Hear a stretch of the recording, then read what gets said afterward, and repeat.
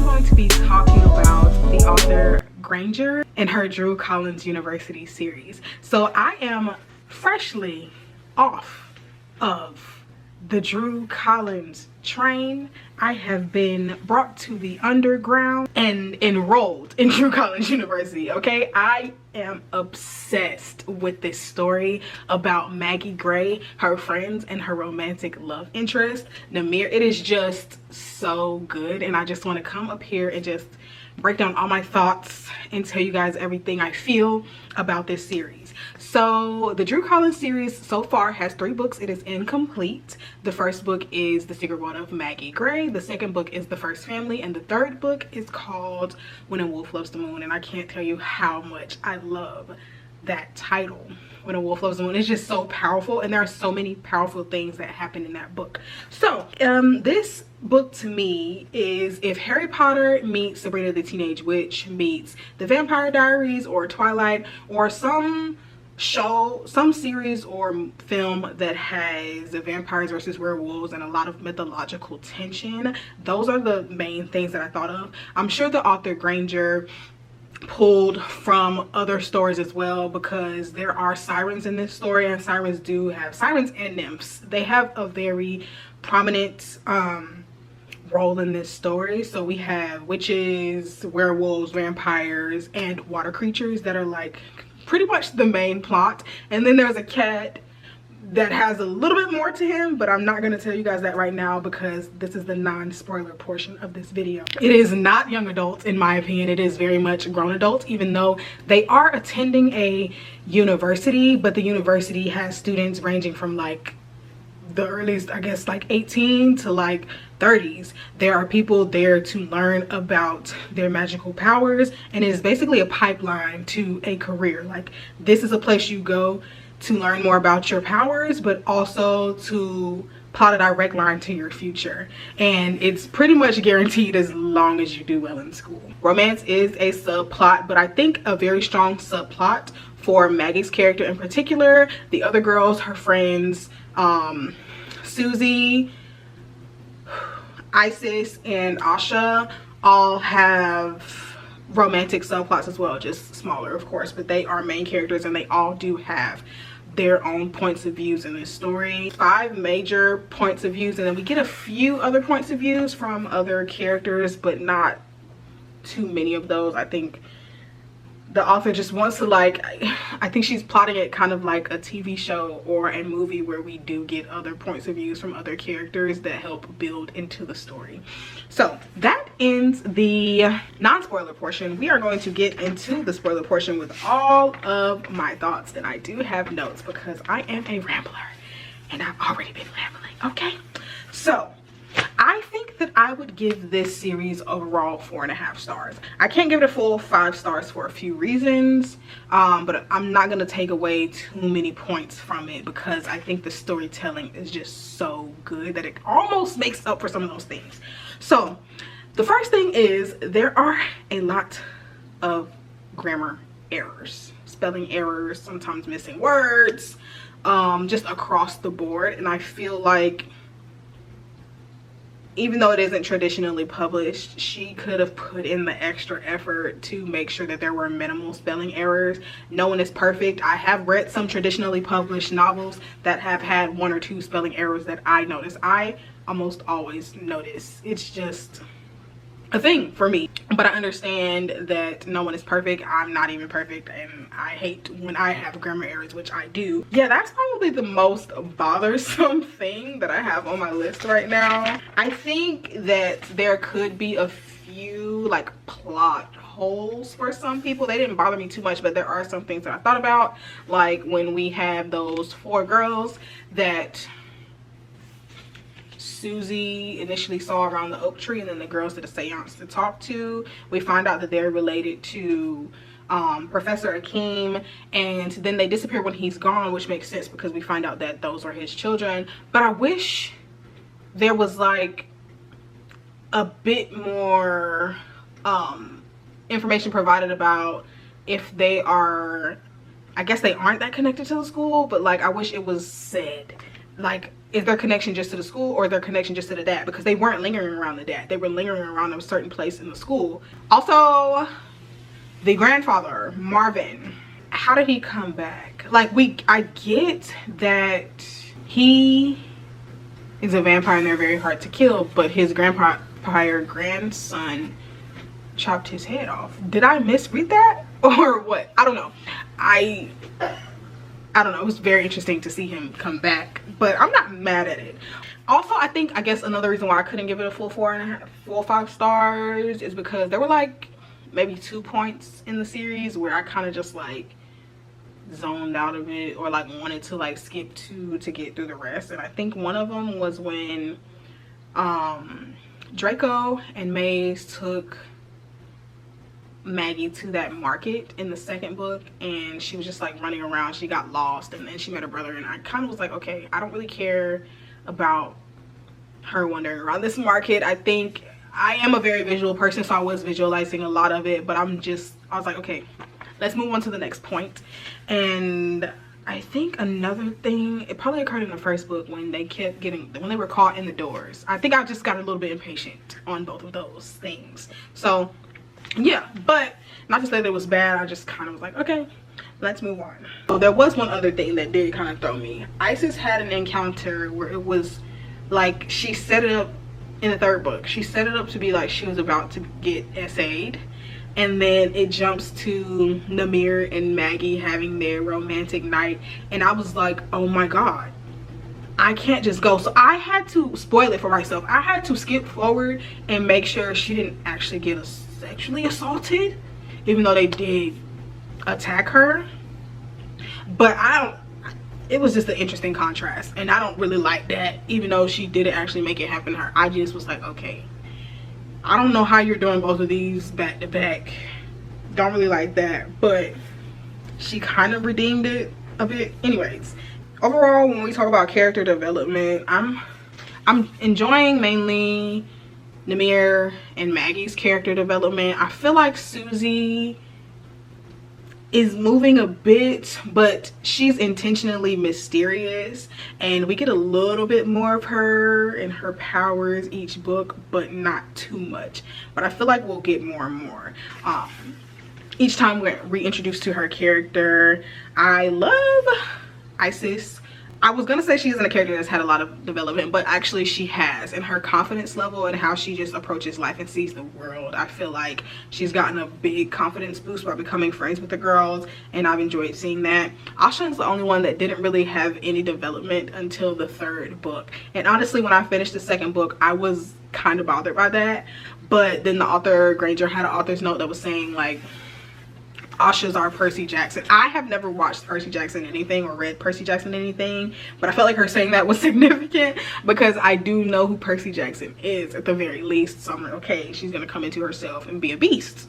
I hope that's what that means. And she did definitely have some evolution in the third book, so I was happy about that. She was very, very, very stubborn, and after about a year, she just was not moving. I understood that she had trauma, but I guess she really needed a wake-up call to know that she really needed to like find a way to move past that in order to grow, because she was definitely an adult. I think maybe like mid-20s or early to mid-20s, I don't know, something like that. And I was just like, girl, yeah, you walking around, you mad, you got reasons to be mad, but at the same time, these aren't the people right here that did it to you. So you got to find a way to start. Well, there were some people that did some things to her, but it was some people, she just wasn't moving. It was very New York of her to put her foot down and let it stay down instead of picking it up and moving forward. Oh, another thing, I hate Susie's dad. Susie's dad sucks. I hate his version of tough love, and I hate when he appears, because I don't know, him talking crap to her so that she knows how to maneuver around people in the world who might also talk crap to her. I think it's just dumb. I hate it, I hate it, I hate it. It's toxic, and it's the reason why Susie can't form any real romantic attachments. And honestly, sometimes she's a good friend, but sometimes she doesn't even really know how to communicate with her friends. She's always very silent, and I think that's the result of her father being a Debbie Downer on her 60% of the time. Maggie and Namir, I love, love, love, love them. It wasn't really enemies to lovers. I think he definitely saw her as an enemy in the beginning, but because Maggie didn't really know who she was or what she was capable of, magic wise, power wise, she didn't have a reason to find him or see him as an enemy. I just think he didn't understand her, or he feared her, and so that fueled some of his actions. But it did lead to some interesting banter, and I love a little smart mouth back and forth, and very entertaining for me. And then honestly, you could kind of see from the beginning that there were certain things about her that were intriguing to him, even though he tried to fight it. I think they made nice progress throughout the series as well. They're both grown people. I think he's like in his early 30s and she is 29 when we're introduced to her. I believe she turned 30 in the last book. She turned 29 or 30. I went through that series so fast, I don't remember everything. But yeah, so they're very much grown adults. They're very much both mature and very focused and know what they want out of life. Well, Maggie knew what she wanted out of life, but then she kind of got diverted, but she still has her eye on the prize in a way. She's just trying to figure out everything. She's just trying to figure everything out because she was thrust into this world. Namir is already successful. He has his path, and so when it comes to the romance aspect, they just have to get through those familial barriers where they're supposed to be enemies or whatever, but they low-key love each other, obsessed with each other. And I love how obsessed with each other they are. Namir is a stage 5 clinger, but he is a werewolf, so it makes sense because canines are clingy things. I have a dog, I know. When they finally had their first time, I didn't know whether to be scared or turned on. I think I was both because it was freaky. Freaky good and freaky bad. I mean, he literally fractured her arms because he's a beast. But she also brings out the beast in him because she is the moon. And I was like, oh, okay. But obviously they're a match made in heaven because they didn't put a stop to nothing. He just had to learn how to be a little more gentle. But we did kind of learn beforehand from Isis, who is very free sexually, that werewolves are wild. So yeah, it was just, the experience for me was whoa. I'm gonna talk Solomon really quickly because he is a pretty big part of the story. He has like maybe one point of view, I think, in the second book, or maybe like 2. But he is like King Siren, and Asha is like Queen Siren, but she has like her own, she had her own clan that she doesn't really know much about.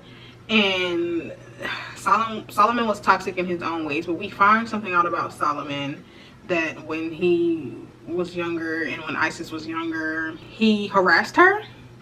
And I don't know exactly how far the harassment was going to go, but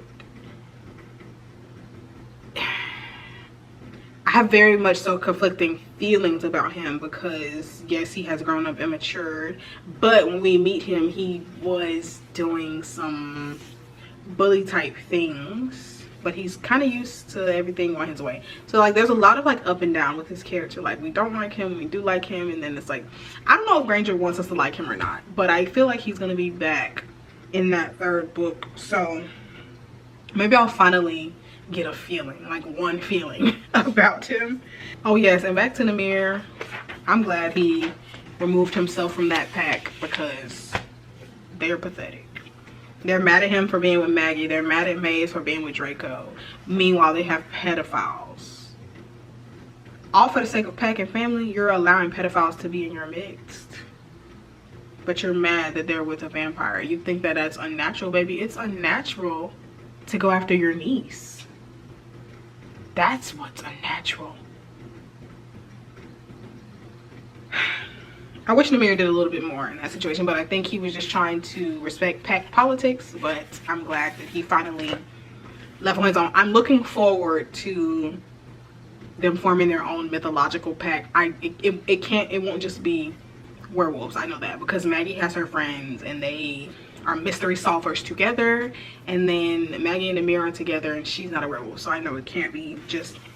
It's gonna be very interesting. I have no idea where this story is going. When we finished it, we found out about Maggie's dad possibly not being her real dad, and then we find out that Maggie can do some crazy things. When they were in that church, oh my god, it was just, I mean, when I was reading it, my eyes were like this. Oh my god. I was like, oh my god, it was so exciting. I was visualizing everything, and I wish I could actually see that play out on my TV screen, because it was just so good. The girl is the moon. She can push and pull things on the earth, change things, offset things. I mean, she's literally everything, and I'm just as obsessed with her as Namir is.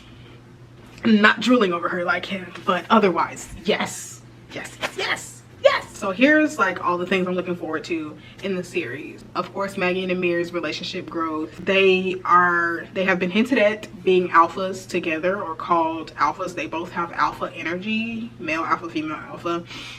So I'm looking forward to seeing how their relationship and dynamic evolves as they really accept the power that they have.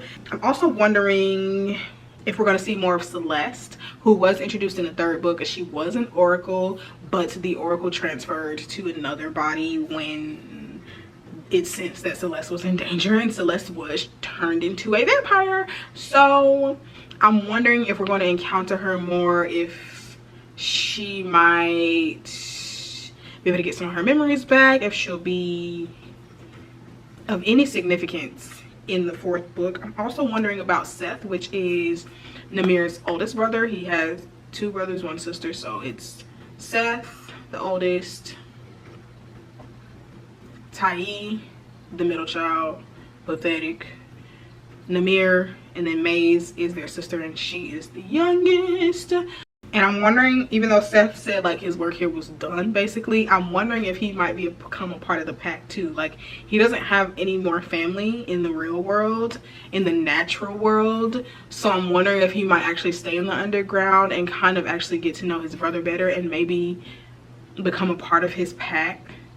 I'm hoping that Seth, Maze, and Amir can really bond more. I feel like so much has happened to them and they could really use each other. Bellamy, who is, if you've read, Maggie's brother that she was introduced to in the second book, or was it early in the third book? I don't know. The books are long. The first one's like 400 something, the second one is like 500 something, the sixth one is like 600 something. There's just so much going on. But yeah, I'm thinking it's the second. Bellamy, who is a vampire, he is a bit odd and has some cringe moments, but I think it's because he is a predator and he doesn't really know how to humanize himself that much, and I think that's why he's kind of obsessed with Maggie so much, because she's not human, but she is like mentally she's human in her conscious mind, because she grew up in Atlanta or the Atlanta area. Like, she's just a regular girl on the outside. And I think that their relationship definitely helps humanize him a bit. And I hope it makes him realize that even though he's a predator by nature, and I think that he is embarking on that journey, that he's a predator by nature, but he doesn't have to be so predatory and weird. And that family is just weird, and that's all that he knew. But now he has Maggie, and I think he really enjoys forcing Namir to be kind of like his brother. So he has Maggie, he has Namir, and now he has like this new love interest, and she has a child and she is human. So it's just very interesting to like, I'm interested in seeing where that goes, especially because the Oracle has transferred into her son, which I was not expecting, but it's also very scary because he is a child. And I'm just really looking forward to where all of that is going to go, especially because Celeste was, I think, taken from us too soon, but served the plot. I think The world building is really good. There aren't many things that I don't really understand, and I appreciate that. She's really good at painting a scene, painting the picture. She's really good at writing Maggie and Amir's romance. She's so good at just writing the ups and downs of friendships, especially when you're in college and you come from all these different places and you're growing and getting to know yourself. And even though they're all adults and all pretty much above the average college age, they're still embarking on a journey in this whole new world. So it's definitely coming with its challenges and its ups and downs, and I'm just looking forward to seeing where all of them go, and I hope none of them die, because I don't think I'm enjoying it. I'm kind of wondering if they will add any new friends to the mix, because Susie tried to add Celeste and that didn't work out. It was a lot of egos at play. Maybe Maze could be a part of their group. Maze doesn't seem like a girl who has friends. I don't know. But anyways, those are all my thoughts on Granger's Drew Collins University series. Honestly, I don't think I have a favorite book. I love them all. I'm about to go read them again. Yeah, so stay tuned for more books, hair, all the things, and I'll see you in my next video. Peace.